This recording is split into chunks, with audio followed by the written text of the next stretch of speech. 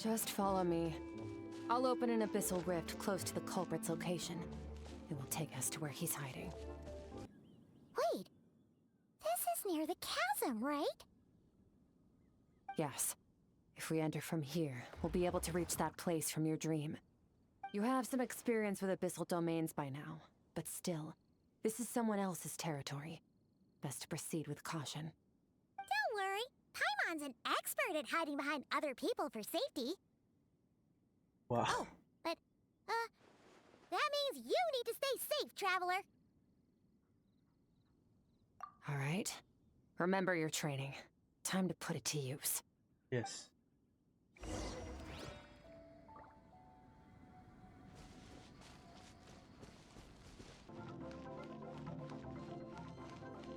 Oh, is it us too? I hate it. Why is it Hydro? I specifically went the same to Animal.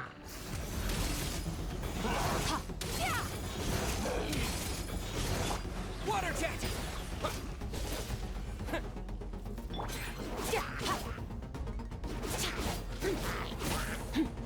You know we got healed.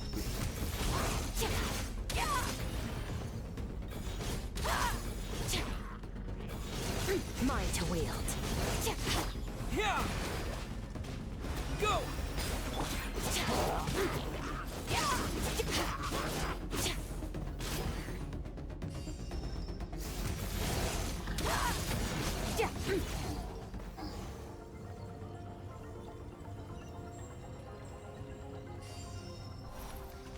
Whoa! Look at all these spikes! Careful! Don't get hit! You know what? Paimon's just gonna float behind you. Come on, you got this.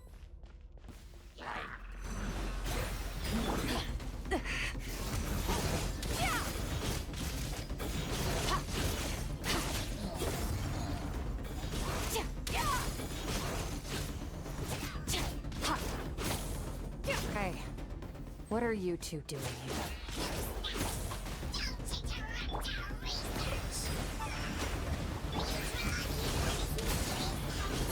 Dusty, freaking abandoned house. Let's press on.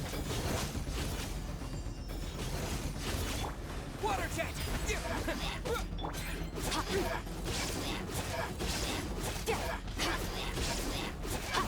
Die!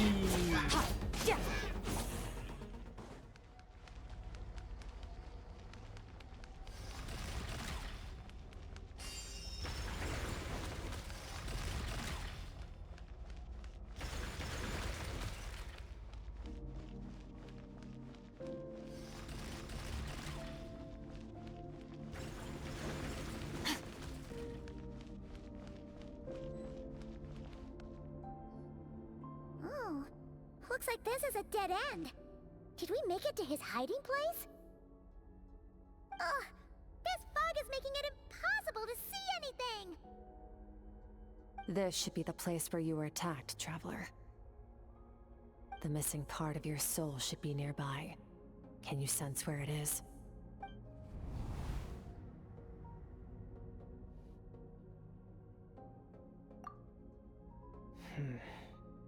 Our opponent must have covered his tracks just in case. Otherwise, you should have sensed it much more strongly. Hold on! Look! The spikes are back! Stay calm. Let's hold back a little. Give our enemy some wiggle room so we can see what we're dealing with.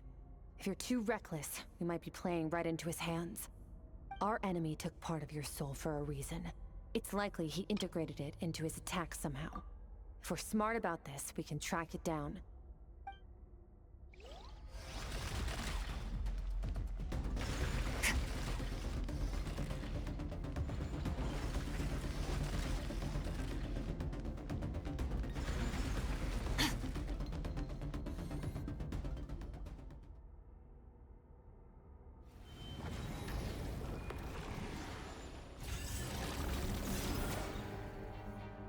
Oh, see.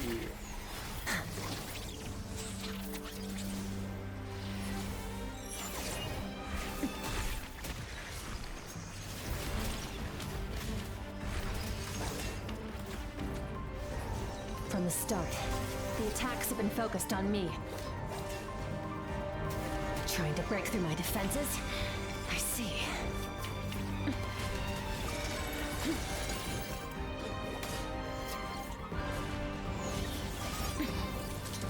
Wait, that one did. Oh, what the fuck?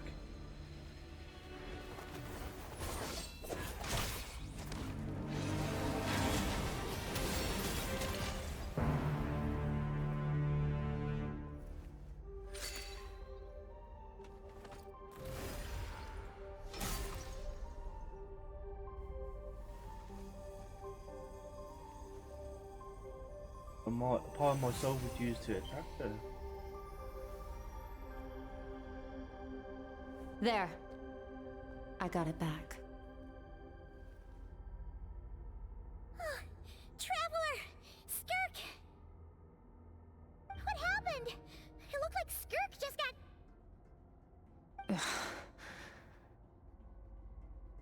In the Grayley Plains, you asked me why this enemy chose you as his target. Now, the answer is clear. It's not just the fact that your strength is impressive. It's also because of your ability to, as you put it, purify abyssal power. Whatever that actually means. The fact is, that ability allowed him to do something that should have been completely impossible. Namely, break through my defenses and steal my power. No. He couldn't have known I'd come to his domain. He only stole your soul fragment because he knew the value of its power. I doubt he expected it to come in handy so soon. Call it fate, if you want. I believe that's the term they use in this world for arbitrary coincidences like this. In any case, it works to our advantage. Once I realized what he was using that power for, it gave me the chance to get back what you lost. I'll cope. Well, done gorging? Good. Time to answer some questions. How did you get the power of the all-devouring narwhal? Oh? All-devouring narwhal? Oh, of course! Paimon knew that spike thing looked familiar. It looks just like that narwhal's horn! I highly doubt you acquired that power through your own strength. Tell me I'm wrong. You're desperate enough to scour the land for god remains and whatever vestiges of power you can find. That alone proves you wouldn't be able to defeat a creature like that. Which leaves one possibility. You know my master, the Foul, Sertologi. The Foul? Who dares call him foul? Huh? Whoa, whoa. What's wrong? Bit off more power than you can chew? You're struggling to hold a basic conversation. Just a little longer. I'm still...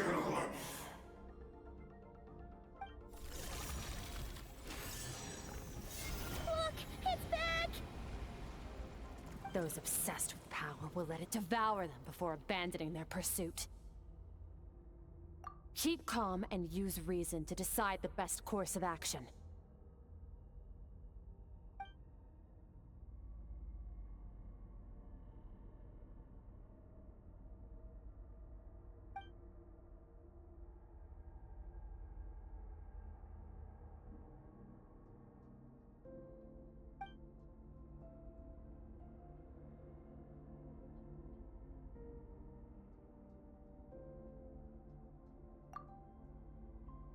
Wise decision. Final victory doesn't always come after a single battle. You've got your soul fragment back, so we both got what we came for. Let the enemy draw breath while he can. It won't be for long. Get us out of here, Traveler. You'll need to lead the way this time.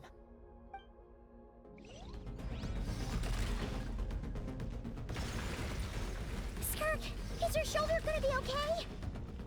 The wound is minor. It'll heal in no time. You should focus on getting out of here alive instead. Uh-oh! Falling spikes!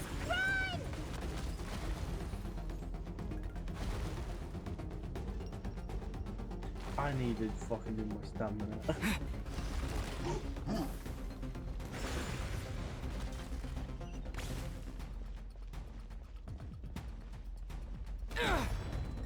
Oh no!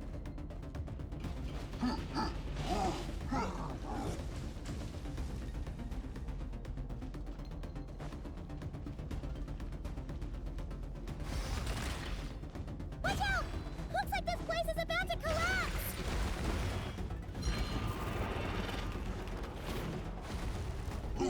So, this guy's power has something to do with the all-devouring narwhal.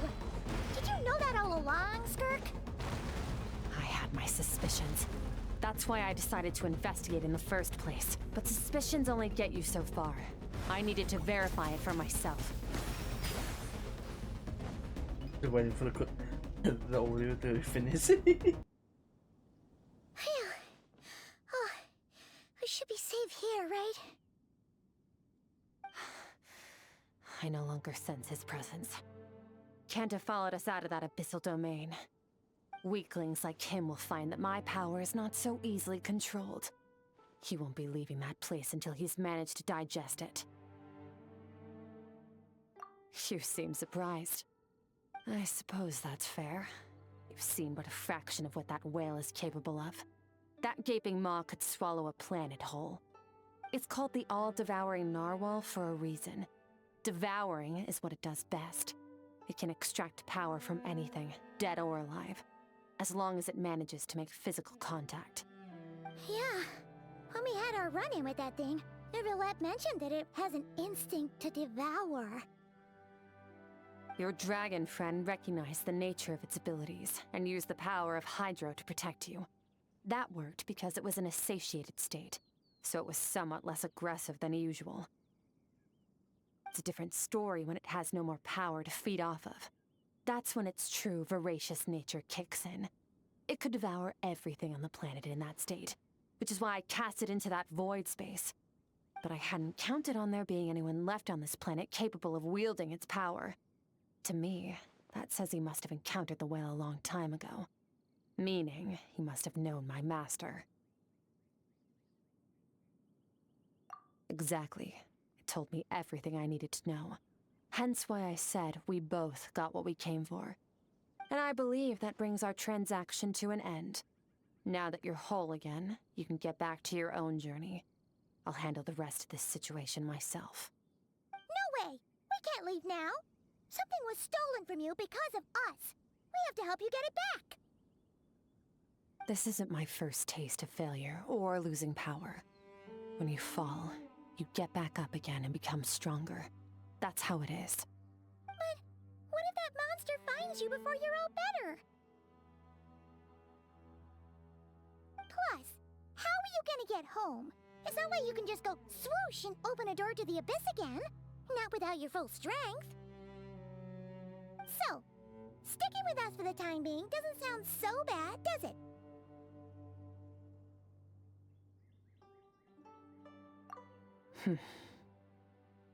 Fair enough. Then take this. What is it? A bag of Mora. Nothing in this world is free. I know that much. I'll leave the planning to you. Hurry up and decide where to go. We shouldn't linger. Let's go to the We should take honeymoon Skirk suite. somewhere she can rest. But where? Paimon gets the feeling Skirk wouldn't like being around a lot of people. Oh wait! Baishu said we could rest in the back room of the pharmacy, didn't he? Let's head there! He'll know something about Master. I'm sure of it. Next time, I need to be ready. Fine. It was just a scratch. It'll take time to recover my strength, of course. But adapting to situations like this is nothing new for me. Oh, this. It's a star crystal suit. Abyssal energy is scarce in Tevat. Wearing this helps me access it more freely. It stores concentrated abyssal energy that I can draw from on the go. When the energy runs out, it reverts back to its original form. Found somewhere to rest. Well, lead the way then. Huh? that from Skirk has a ton of Mora in it. Does she have a job or something? Wait, no. After what we saw at Wamin Restaurant, that seems impossible. Can you imagine? It would go something like... I'll be collecting my paycheck now, boss. Oh, sure thing. Wait, who are you? Have we met? Huh. Can't hold a job if you make everyone forget about you. So, what did you do to get all this Mora? Claimed some buried treasure, took care of a few monsters that were causing trouble. Nothing untoward. It's safe to use. Ah! You heard all that? A sonorous voice like yours is hard to miss. I wouldn't be surprised if the sound of it traveled to the nearest mountaintop. Then, did you by chance happen to hear Paimon's little, joke earlier?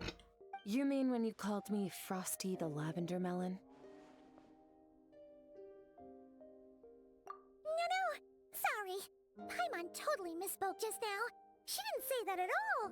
It was, a Paimon lookalike. Yeah, she's a piece of work, that one.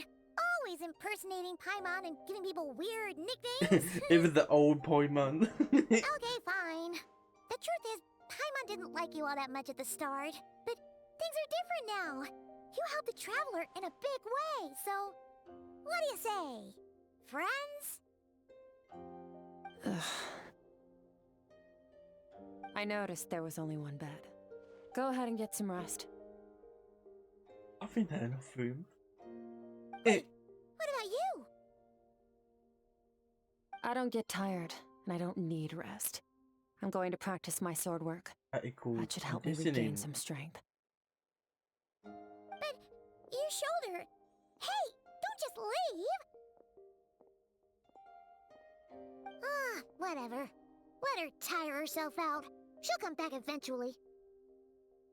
Let's get some sleep, Traveler. You sound like a stray cat. Comfy bed is calling, Paimon.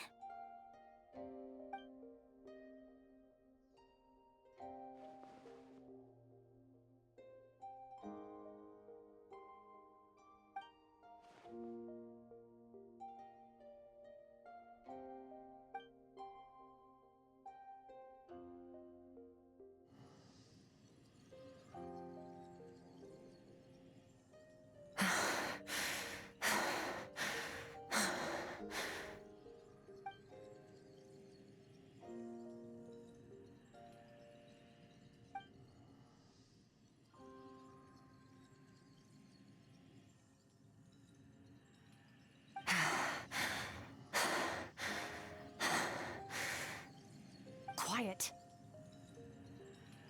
Oh, is it emotions? Just like when our train ended. Do you even remember Yep. how many of us perished in that fire? How many bodies were left to rot on the scorched earth? Yet you alone live on. Keep your gaze fixed on your blade. You don't deserve to rest. Run, Skirk. Run! Only death awaits us here. Keep running, and don't ever look back.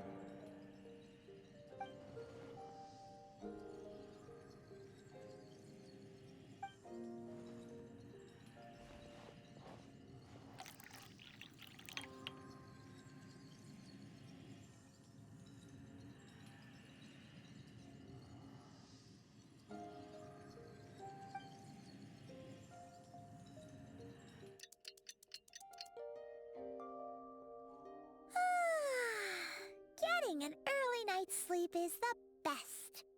That bed was so comfy. Wait, Skirk? Have you been sitting out here the whole night?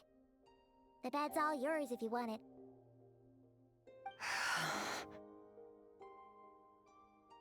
About 60%, maybe 70. Whew! Paimon thought it would take at least a couple of days. That was fast. No, not fast enough. That's 20% less than last time. Same training regimen, same intensity. Nothing felt different, but somehow the outcome fell short. No, I think the problem's with me. I need to meditate for the next 2 days. Deep introspection should help me find the issue. Ooh, sounds intense. We'll watch over you in the meantime, then. Thanks. See you in 2 days.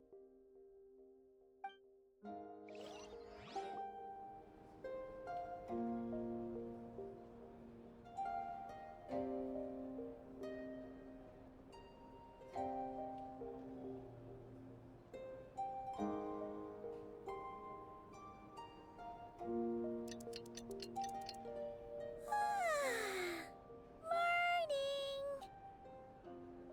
Skirk is still meditating, huh?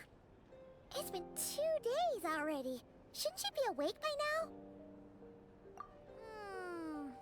Paimon can't think of anything we can do to help. Oh, wait! Breakfast! That's it! Paimon will go get breakfast! Skirk is gonna be starving when she wakes up. Be right back.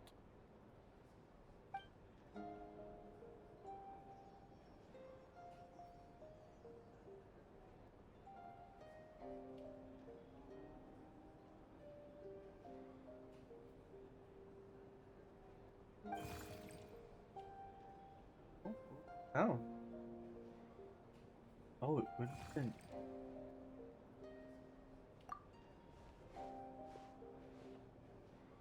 What, are we gonna go to inner world?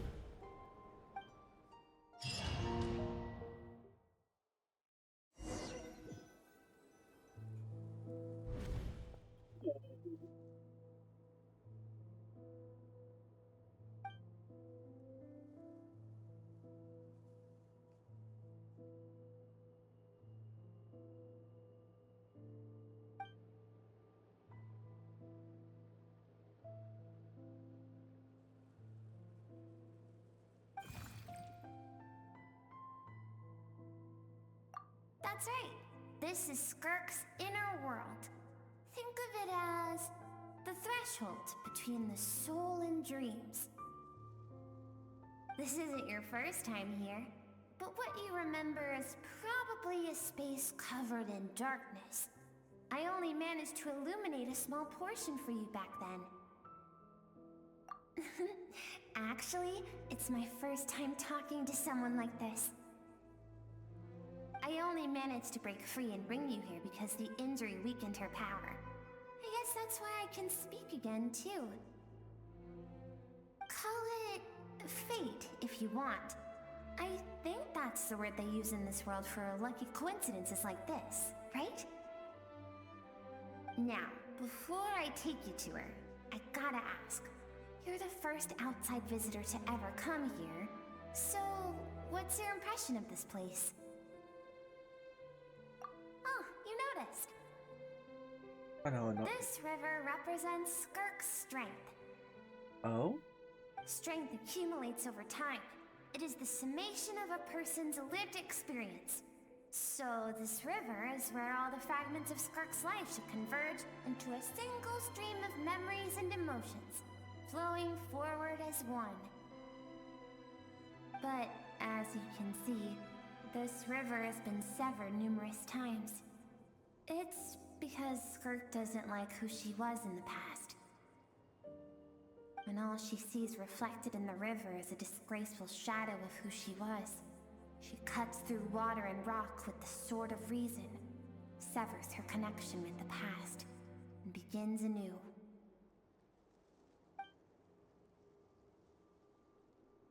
You must learn to shut out all the pointless emotion. Crush the self that makes you weak, and become master over your physical form. This isn't my first taste of failure or losing power. When you fall, you get back up again and become stronger. That's how it is.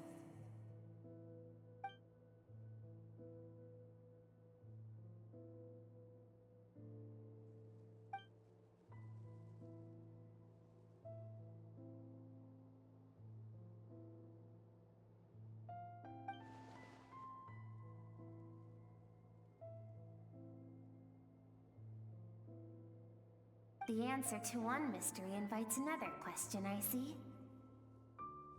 Let's follow the river upstream.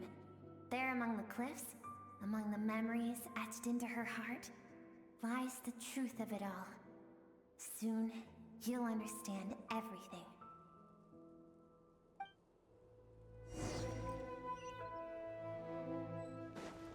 Oh shit!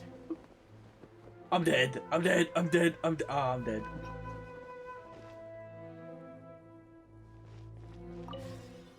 I was expecting that. I thought we were going to be glide this. Folks.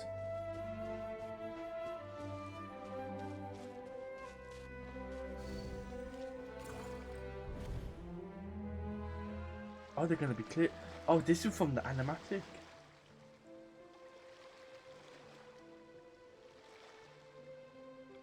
Is it our woman in it?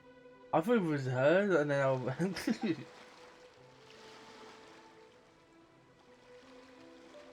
Smiling.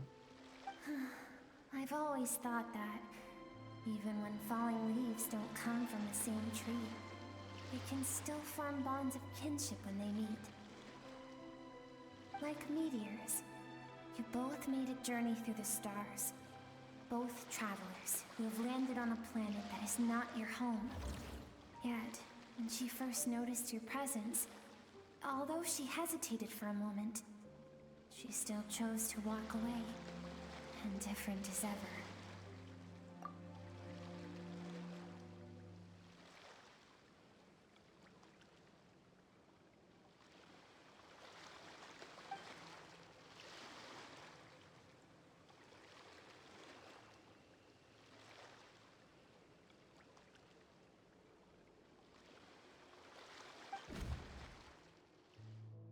Seems like you've answered your own question. Skirk sees herself as a trespasser in this world. She's made a conscious choice to avoid altering its path. But the reason for that decision stems from events much earlier on in her life. Let's keep going. It's still a long way to the source of the river.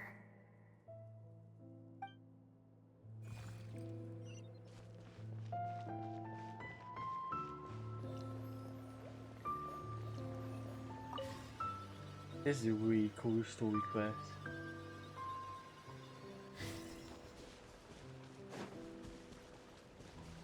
Maybe one of my favourites so far. You now have what it takes to wield immense power. From this day forth, I shall teach you no more. No one can become a worthy warrior through imitation alone. I have given you fangs and claws. Now, you must learn to hunt. You wish me to travel the world beyond on my own, Master? Indeed. Make new friends. Oh? Embark on your own journey. And piece together a new future from the shattered remnants of your past. Oh. We will still have contact through the abyss. But know this. Oh! One day, I will take the life you worked so hard to rebuild. Oh, damn. And reduce it to ashes. Just like the fire that haunts your mind. Is this our first time seeing what Chuggalody look like? Why do you do that? I have told you before. Fear is the catalyst for human evolution. I want to make her fear You him. have tasted loss. You have known fear so deep it can be felt in the bones. But as living beings, we all have an instinct to detach from that which harms us. And thus pain dampens over time. And the acrid taste of fear becomes but a distant memory. Yet now, I have bestowed upon you the gift of fear eternal. It will drown You know one in we're the cool. nightmare of your I've seen the one childhood, we're cool, but this is like a whole or next it shall level. drive you to defeat me, whatever the cost. We know what.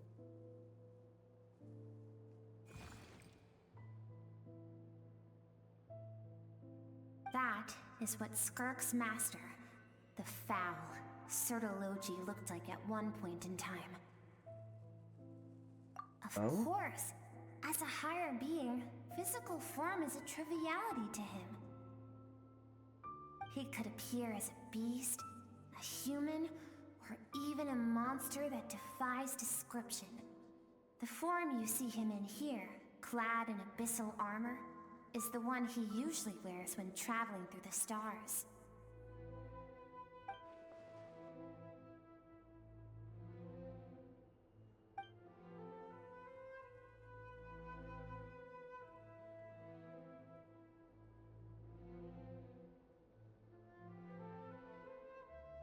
Don't.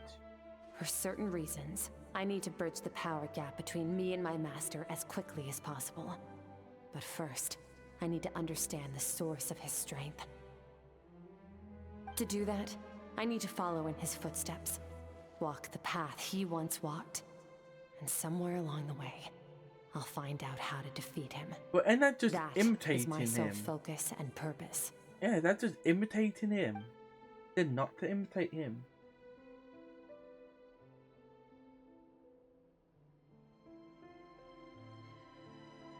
I'll let you in on a little secret. The real Sertologi is terrifying.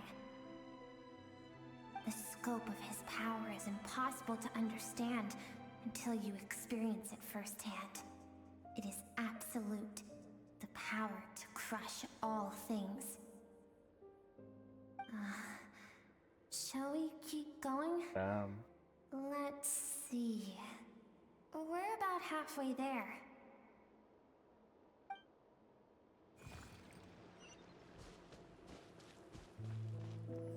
The 5 original sinners.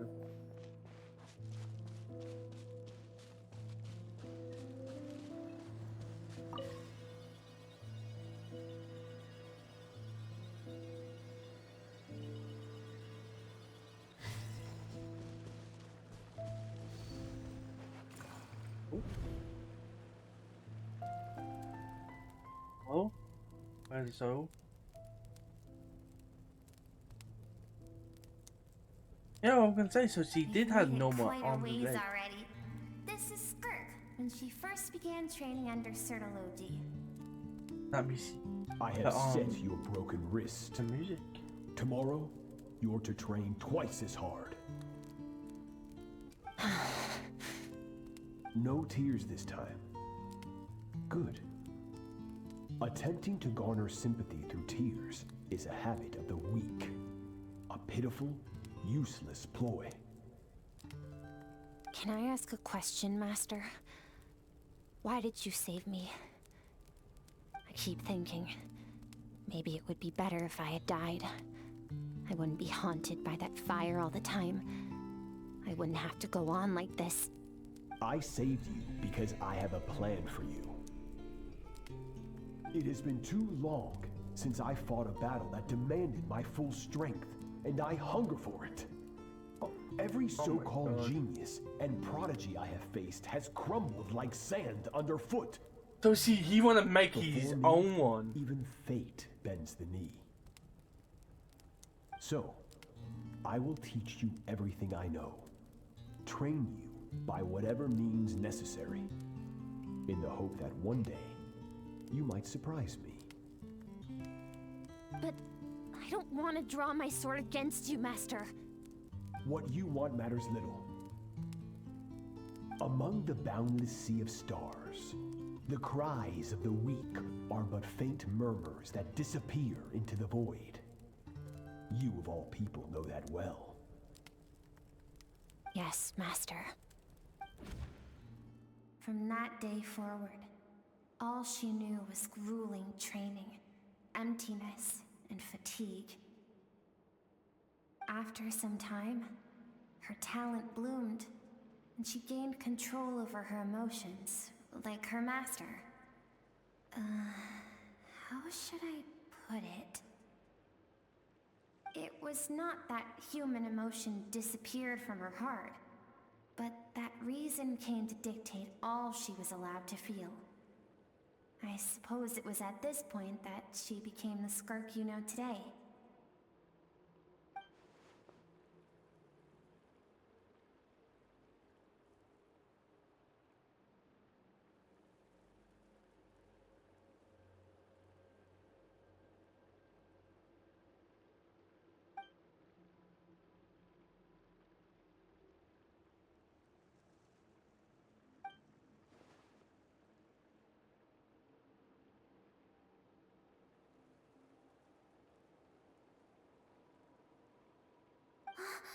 We're nearly there.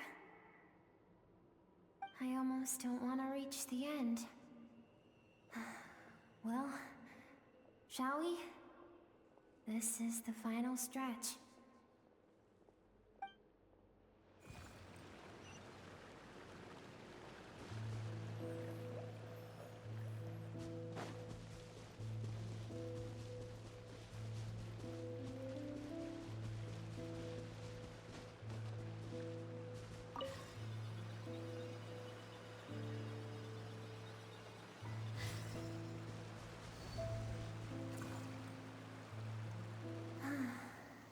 These are Skirk's happiest memories. What a simple and carefree time it was. Wisps of clouds dotted the sky. The sun bathed everything in golden light. And when song filled the air, not even the shyest of flowers could resist swaying along. This is Skirk's homeland. She was so curious about everything as a child. Always skipping school to go exploring instead. There was so much to discover. The treasures at the bottom of the sea. The secrets beyond the stars. And that merchant ship packed with adults wearing those strange clothes. Yes, the ship. That was the beginning of the end. It was a spaceship. When it arrived, the people that disembarked wore smiles on their faces and spoke of friendship. They claimed to be merchants from a neighboring planet, looking to establish trade. Skirk's parents, her relatives, her neighbors, everyone welcomed the newcomers with open arms and allowed them to explore the planet. To them, the visitors were guests and should be treated with hospitality. No one had any idea of what was to come. Several months later, an army of unknown origin arrived without warning and carried out a ruthless campaign to destroy everything and everyone on the planet. Skirk had skipped school that day, like so many times before. Oh, she got like So a she little was not thing on the caught in back. the immediate wave of destruction. But when she came home that day, only fire and ruin awaited her. Countless people cried out to her for help. People she knew and loved. Friends and relatives. The little girl who lived next door. The shop owner with the bad leg. The bad-tempered teacher she had made fun of just that morning. Their lives were discarded like worthless trash as the fire consumed one life after another. Skirk was helpless. All she could do was run. And so she did. She kept running until an unexpected figure crossed her path. If Sertology hadn't been there in that moment, the fire would have claimed her life too. And there she would have remained, left to rot in the scorched earth, with no answer as to why any of this was happening.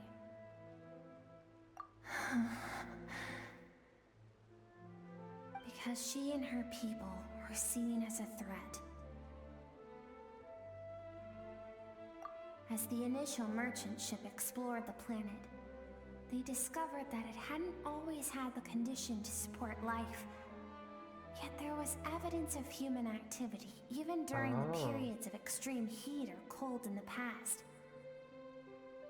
Further research revealed that, over time, the people of this planet had evolved the ability to adapt to any type of environment or energy source.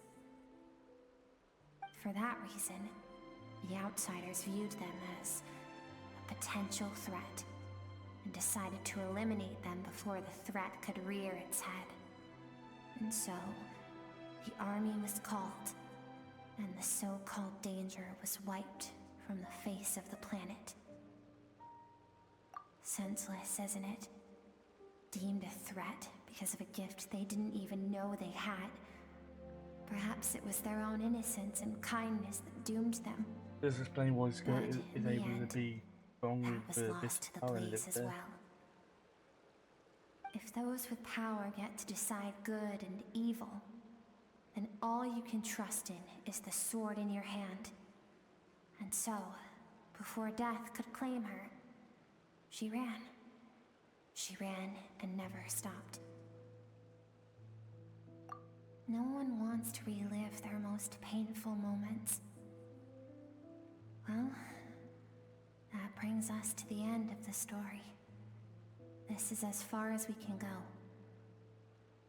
Skirk is waiting over there. For both of us. Let's go to her. It's time to fulfill my purpose. And my greatest wish over all these years.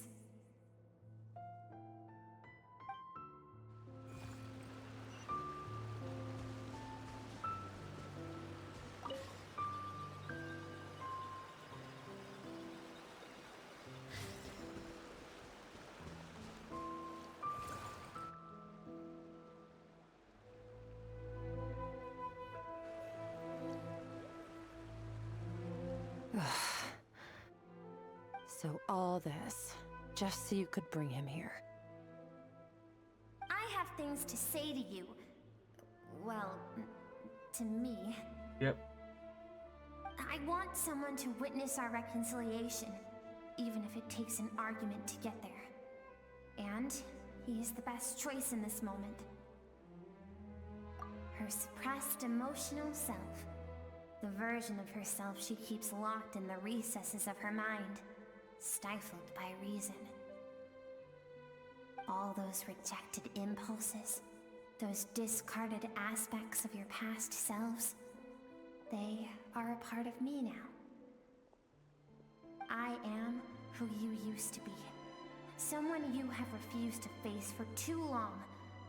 So, I came to face you instead. You're wrong. I've faced you all along. And that's exactly why I keep you locked here. Your existence makes me weak. Moments of joy and longing are when we are most vulnerable. Don't forget, it was a penchant for goodness over reason that doomed our homeland in the first place. The vastness of the universe renders everything insignificant. Our feelings most of all. Even so, learning from the mistakes of the past doesn't have to mean erasing everything. Strip yourself of your so-called weaknesses, emotions like kindness and empathy, and what makes you any different from the ruthless soldiers who slaughtered our people? The difference is that I'm doing what is right, what is necessary. I allow you to exist, but with limited freedom. That is the greatest kindness I can offer. I have shouldered everything you couldn't carry. I rose above the numbness and emptiness, and it was cold, unfeeling reason that brought me this far. It made me who I am. It made me strong. That is the problem. I want to shoulder those things together. On the grand scale of the entire universe, maybe our feelings are vanishingly small, but why should that mean they don't matter? Emotion gives warmth to the cold expanse of space. It gives meaning to the world around us. Think back to those nights of gazing at the stars, those afternoons of exploring the unknown. Think back and let them grant you peace. A brief respite from the pressure you put on yourself.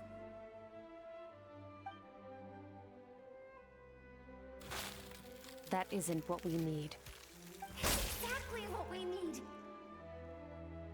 Aren't you curious about why recovering your strength has taken longer than normal this time? Finally, you get to the important part. That is the only answer I came here to find. Then look around. Look at your inner world. You cast aside your dreams and curiosity, and in doing so, you lost your original motivation. You've severed all connection to who you used to be, so you can no longer draw strength from your past. Now, That the makes sense. only things driving you forward are fear and survivor's guilt. But these cannot take you far enough. And so, this river, the source of your strength, grows more polluted by the day. And you think that means I should seek help from a weak little thing like you?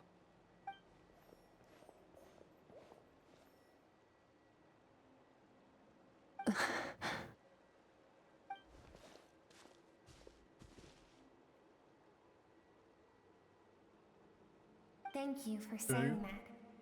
I knew bringing you here would be the right choice. To be honest, I'm not here to argue with you. This isn't about who's right or wrong. And in fact, I agree that in order to make it through the wake of that tragedy, we had to distance ourselves from the pain through reason over emotion. But what is right at one point in time isn't always right forever. I know you will never forget that fire. I know the fact that you were the sole survivor fills you with guilt. And I know that among the voices that haunt you, mine is there too. Because deep down, you know that you didn't turn out to be the person you wanted to be. All those unfulfilled hopes are like knives to the heart. And I don't want you to hurt anymore. So even if you can't accept me, I hope, at least, that you can let go. I keep thinking, maybe it would be better if I had died. I wouldn't be haunted by that fire all the time. I wouldn't have to go on like this.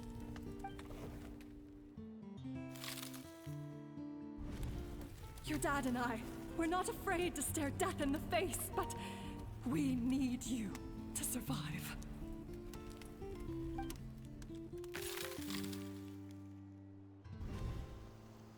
I'm sick of being a kid. There's so many amazing things out there, and I'm ready to see them all.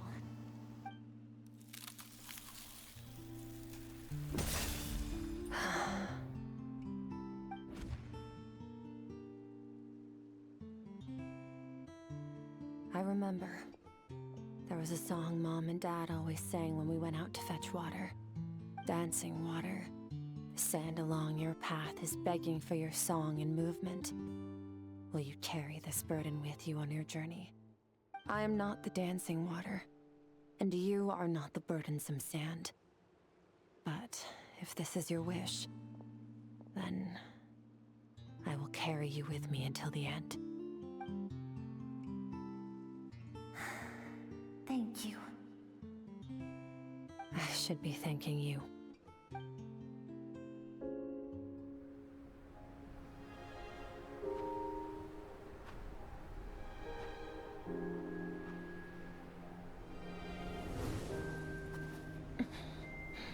Oh, this outside looks pretty cool. Oh, gorgeous.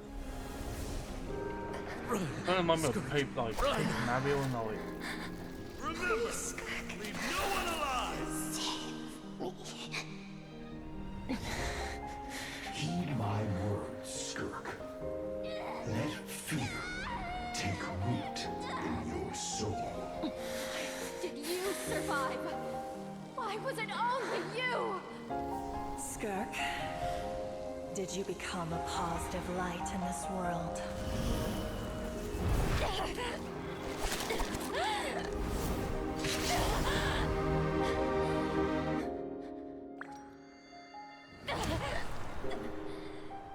Hey, this doesn't have to be the end.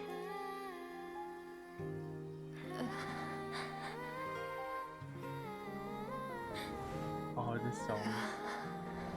Life is a gift. Don't let darkness claim it.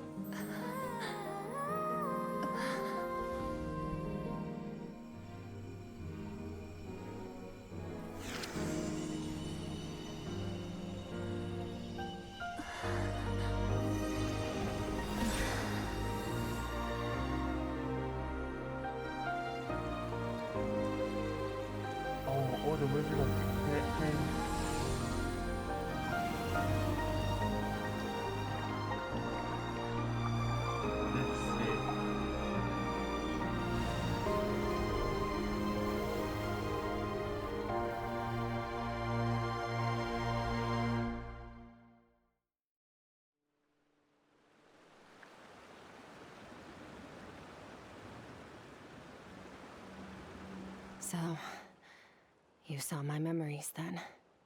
I once asked my master if survival of the strongest was the law of the universe. He said no. But in a world without order, those with no moral boundaries tend to be the ones who survive. That's why, after hearing his answer, an idea came to mind. An idea that, one day, I would create a new world order. One in which there would never be another tragedy like that fire. One in which power was not the law of the land. But that means I must defeat him. Because my master, Sertologi, is, at the core, a defier of all rules and order. Yes, and not just because of the gap in our abilities, but also because I have no reason to see him as an enemy. Although his decision to train me was not made out of kindness, he did everything a master should. He saved my life, taught me the sword and the principles of strength. And for that, I respect him. I know, and it's not something I want. But Master never goes back on his word. I have to treat everything he says as a promise. He's no longer into that, but he sends me messages through the abyss every now and then. Most of them are simple greetings, or an answer to one of my questions. Every time I hear from him, my heart skips a beat. And I wonder if this is the moment where he'll finally appear before me and tear down everything I've built to pieces. Maybe that means I do live in eternal fear, just like he said. Yes, I respect him, but I'm also afraid of him. And for that reason, the pursuit of strength consumes every moment of my life. Yes, this I don't is know what Master really has planned, beautiful. but I have to be ready. Help me? Why? Bro, this is fucking isn't your amazing. fight. This is my favorite story quest. As of this moment, I know I haven't done all of them, but as of this moment, from the ones I have, this is my favorite story quest.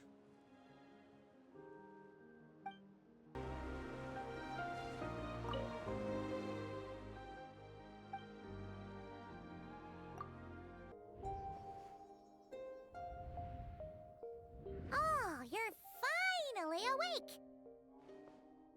Honestly, Paimon was gone for like 2 seconds and then she comes back and finds you both unconscious? Oh, you scared Paimon half to death! You're both okay, right? What does it look like?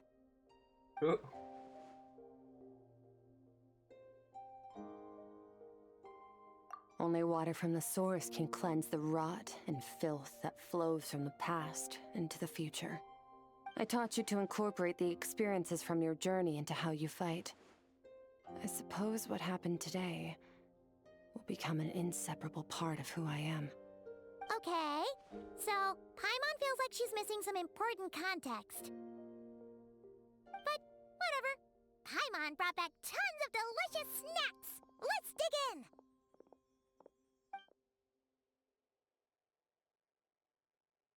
All right.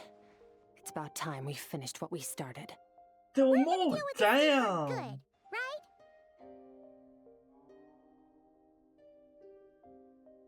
This time, I'm not going to tell you to hold back. But having digested even more power in the meantime, he's going to be tougher than before. The good news is, we have no reason to pull our punches this time. So, let's go. Same place as last time.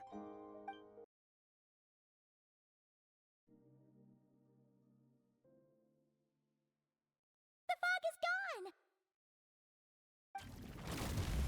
What the fuck? Wait, isn't that the form the all-devouring narwhal changed into? How come he knows that, too? Really? So, you're telling Paimon that giant whale and this guy can both turn into the I'm fowl? an idiot. I just How does realized that work? It's a subconscious that was the instinct. thing in the Narwhal. Any intelligent being who longs for his level of strength is bound to mimic his appearance. It's a natural response after encountering someone as powerful as Master. To them, he represents ultimate power. We know the person before us has encountered Master, and we know he stole a portion of my power. So it's not surprising that he would assume this form. Okay. Oh, the closer Paimon looks, the more intimidating it gets. Nervalette isn't here this time, so it's up to us. He won't have the nerve to steal again after we're done with him. Let's teach this guy a lesson. Paimon, yo, he's just gonna be talking. Oh, he's just. Mine to wield. Oh, I made it! I could have used the ultimate that I haven't even used yet.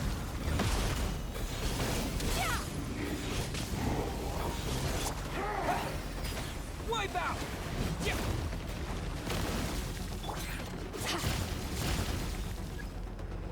Haven't forgotten your training, I hope.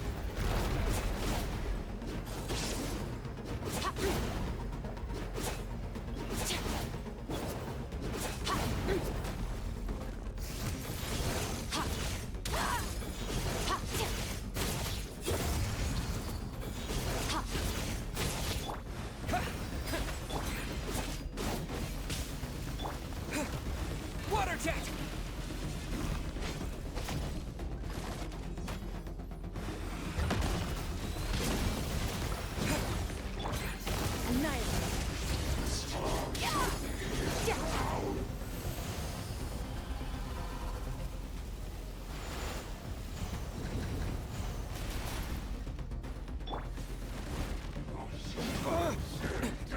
Bombs away!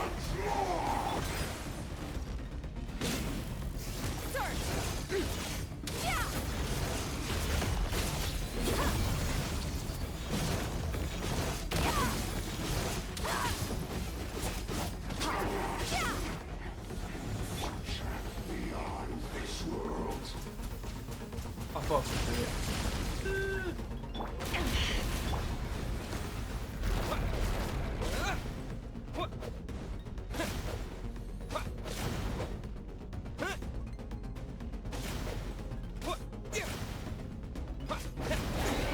What the hell? Go! Do I have food? No, I can't.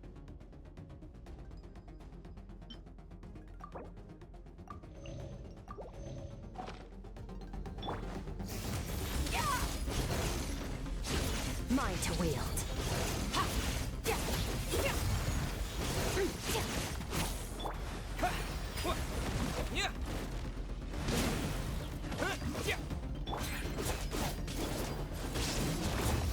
Bye.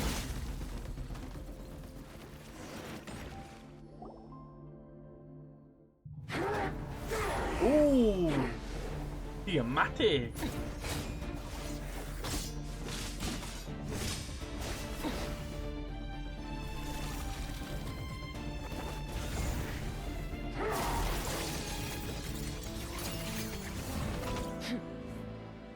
Haven't had enough of my power.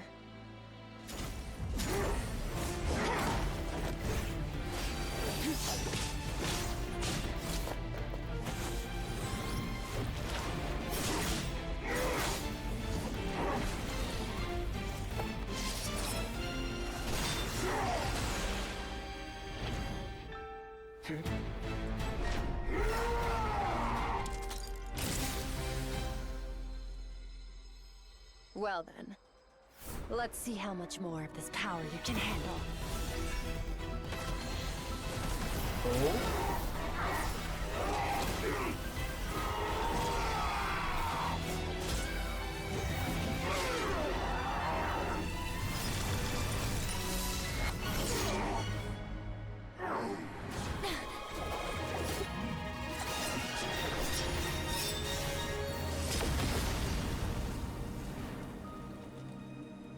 Bravo. Bravo. That was sick.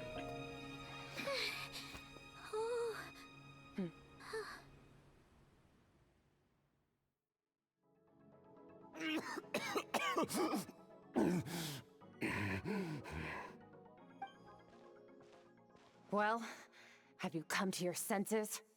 You saw that my body was at its limit. So, you deliberately channeled your power into me, knowing that it would destroy my shell from within. Such power. Such On you, keen battle instincts. So Oh, you yeah, he is. must be. Skirk, Sertologi's disciple. How long has it been? How long has he been away from Tevat? Hundreds of years. Hundreds. Sorry. It's a lot to take in. I should introduce myself. I am Skofnungar, a friend of your master and one of his followers. This is the first time I've heard your name, Skirk. But hundreds of years ago, I knew you existed. And I knew you would come here. Hundreds of years ago? Sounds like you and Master have quite the history. Care to tell us about it? Of course. Might as well take advantage of a clear head while I can. The story starts a long, long time ago. I was born into a noble family in Conria. As the eldest son, I was set to inherit our title. But I contracted an incurable illness as a child, and everyone gave up on me. I trained the sword harder than anyone else, defeated all of my peers. But it was all in vain. When other people looked at me, all I saw in their eyes was pity, or a strange glee in my misfortune. Even my parents were just waiting for me to die. Over time, my heart hardened, and I became aimless. That was the point where I met your master, Sertologi. We were similar in age, but different in background. He was born in prison, the son of criminals who had been sentenced to death. He spent his childhood wandering the streets, facing more criticism than the literary works in the Universitas Magistrorum. Yet, he always wore a smile on his face, as if kindness and malice were one and the same, and he could not see the difference. I still remember what he said to me when we first met. You need to fight to survive. Even if it's a losing battle, it should light a fire under you. How can you sit back like this and go down without a fight? That does sound like something he would say. He was the first to acknowledge that I was worth something, and he inspired me to keep going. When we sparred together, it was the first time I'd actually felt the thrill of combat. When I was 10, he stole forbidden research materials and managed to cure my illness. It was like there was nothing in this world he couldn't accomplish. When it came to the human form, he was always intent on pushing the boundaries of possibility. But somewhere along the way, I fell behind. My talents were nothing compared to his, and at some point, I realized he had pulled so far ahead, I was too embarrassed to even ask him to spar. After his grand endeavor was successful, he sought me out and said to me, "This planet no longer holds anything of interest to me, so I'm leaving. But first, I have an offer. I can use a power I have just refined to break the curse of immortality for you. Your death was once what we worked so hard to prevent. But the immortality you now face is a different kind of pain altogether." I'll pass. Immortality doesn't sound so bad to me. Since I can't die, it means I have an infinite amount of time to get stronger. Maybe I'll finally catch up to you one day. And we can spar like we used to. Are you sure? I cannot say when I will return. Your body, or rather, your soul, might not be able to withstand this curse.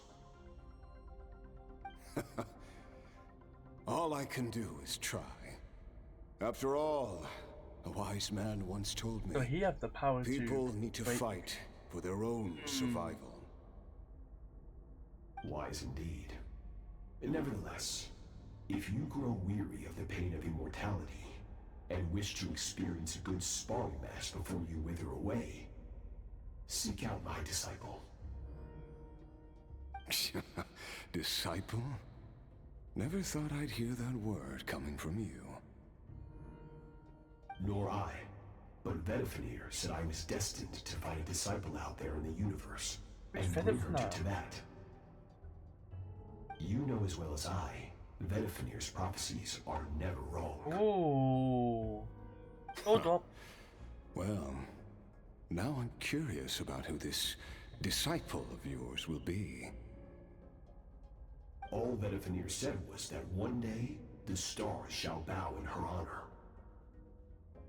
Sounds pretty impressive. Of course. Only the most outstanding people would have the right to become my disciple. Still self-assured as ever, I see. But you're not wrong. I'll be leaving then. Oh, and if you are serious about getting stronger, I left you a little gift in the primordial sea. As I've said before, walk whatever path you want. Freedom means even the wicked get to make their own choices. Waiting for me in the primordial sea was the all-devouring narwhal, already beaten into submission by Sertologi. In its weakened state, I was able to cut off part of its flesh and sew it into my own heart. Your heart? That sounds like torture. How did you even survive that? Because, of course, I bear the curse of immortality. So, you used the curse to turn yourself into a vessel for power. Even with that whale's ability, devouring power like that is not something the human body can withstand. With your body and soul constantly at the breaking point, it was the curse of immortality that sustained you. But that is not the path to strength. You have to pour your heart into it, work for it, dream of it. Instead, you stole something that didn't belong to you, and it backfired. You're right. I should have known better, but I had already pushed myself to my limits, and he was still miles ahead of me. So I had to take a leap of faith. I miss your master. I miss the days when we were all together, troublemakers without a home. I don't regret the choice I made. But if you'll allow it, I do want to apologize. To both of you. After the beating we just gave you, I think we can call it even. You're an interesting one as well. Sertologi's disciple. That's a lot to live up to. It can't have been an easy experience. I know what he's like. He rules with an iron fist, using despair and fear to force you to catch up to him, all the while standing ever out of reach. We're like mountain climbers in the dark, never knowing how much higher we have to climb, or when we will see the sun again. True. But I made up my mind long ago. No matter how dark it gets, I will not give in to despair. I will overcome it. Besides, after hearing your story, I suspect what Master really wants is not a battle that demands his full strength, but rather A defeat without regrets. Oh? Since you're his friend, you must have some things in common. First time we came here, when you stabbed me through the fog and stole my power, I felt no emotion coming from that spike. But when you had to devote all your strength fighting me just now, I could feel joy and passion emanating from your blade. It was the joy of a researcher discovering the truth of the world. The joy of an artist uncovering a temple of wonders. Interesting. I'm certain I didn't express those emotions outright. Yet you were able to read them from my blade, like a glimpse into my inner world. You're right. That battle brought me an unbridled sense of joy, and my defeat brings me no regret whatsoever. Exactly. I think Master also craves a battle like that. One where his opponent forces him to use all his strength, unlock the extent of his potential, and transcend his own limits. A battle to end all battles. After which, all can come to an end. Including, perhaps, his life. For that very reason, good and evil are meaningless to him. He has one purpose, one goal. To complete himself. It's one of the secrets to his strength. Perhaps you're right. Perhaps that is his call. What a battle that would be. Oh, to witness such a... Are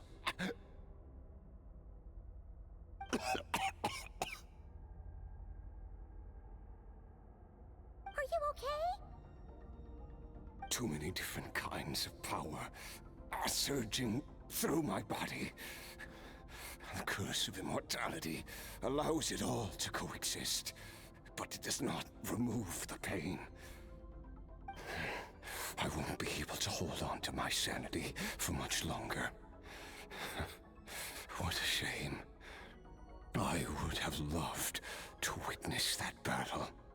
Sertologi once offered to free me from this curse. Now, I must ask that of you, Skirk. Can you release me from the pain? I can, but not through death, if that's what you were hoping for. It's not a suitable punishment for your crime. As an alternative, I can take your consciousness, along with all the power you've consumed, and smash it to pieces. The impurities will dissipate, and under the curse of immortality, your mind and body will regenerate. When that process is complete, you will be back to who you were before, no longer tortured by powers you can't control. But it will be a time-consuming and painful process. The decision is yours to make. I accept. And who knows? Perhaps I'll wake up in time to witness your great battle with Sertologi. I have faith that you'll be able to stand against him one day. Though, I know it'll be a long and arduous road. If we are climbers in the dark, it appears the dawn has finally broken for me. But your ascent continues. At least, it looks like you are not alone on your journey. I will reach the top of this mountain, no matter what it takes. And you, Skofnunger, will be my witness at the end of all things. It's finally over. Let's get out of here. Huh!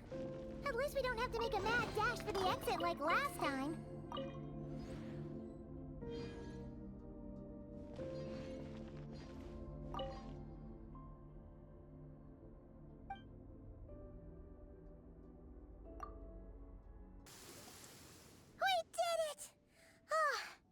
It's only been a few days, but it feels like forever. Once again, we've proved there's nothing we can't overcome. We're just that awesome. Wow, You sound even more confident than usual. Guess you really have become stronger. Today sure went by fast. It's night already. Oh wait, that reminds Paimon. The stars you mentioned, the ones that died out, are they back now? Yes. The power Skafnungur stole has been returned. So, the stars have regained their light. Great! Huh, it's crazy that you even noticed their light was gone. There are so many stars in the sky. If a few disappeared, Paimon definitely wouldn't be able to tell. I suppose it's because I have gazed upon this sky for centuries. The false stars, hanging in the meticulously planned sky, glittering with rotten light. It's not real. And yet, it is for that very reason that I can look upon it and enjoy the momentary peace it brings. Even the most beautiful of bubbles has to burst. We will return to the real universe one day, whether of our own volition or not. Time marches ever forward. Even the innocent and naive will taste life's bitterness. Yet through hardship, we grow, until we learn to seize the sands of time for ourselves, and uncover our true strength. Though we gaze upon a false sky, its vastness and majesty is palpable. One can only wonder, what is it going to take for kindness to reign supreme in the vast expanse of the universe? Ugh, this is all going over Paimon's head. But if she knows one thing, it's that the Traveler always finds a way. Ever since we met, he has filled Paimon's days with happiness. No matter how tough things get, he always finds a way to make it better. If it's too big a job for one person, then we'll do it with two. And if two's still not enough, then three. We've met so many amazing friends, and accomplished so many amazing things. As long as we don't give up, we can make any wish come true. I suppose when it comes to you, anything is possible. Well, I should be going. Now that my power is no longer isolated from my emotions, I need more practice to get used to it. I suppose fate will decide. Maybe we'll bump into each other on the street. Or maybe we'll reunite on a different planet entirely. Regardless, reunions and partings are but passing moments. More than anything, I hope that at the end of this journey, wherever it takes us, we stand in a world reborn. One without war, pain, or forced partings. One where new life can bloom, even where there was once nothing but scorched earth. For this, we must all work to become stronger. If that's what you want to call me, I won't object. Goodbye. Soul's gonna be so jealous. Bye, Master. Is it just Paimon, or is she being Well, she's nicer got than before? We definitely count as friends after all that, don't you think? Hey, what do you think about camping here tonight? There's nothing quite like sleeping under the stars. Come tomorrow, we can continue our journey. Oh, and since Paimon treated you to that super nice meal at Wanmin Restaurant, it's about time you returned the favor.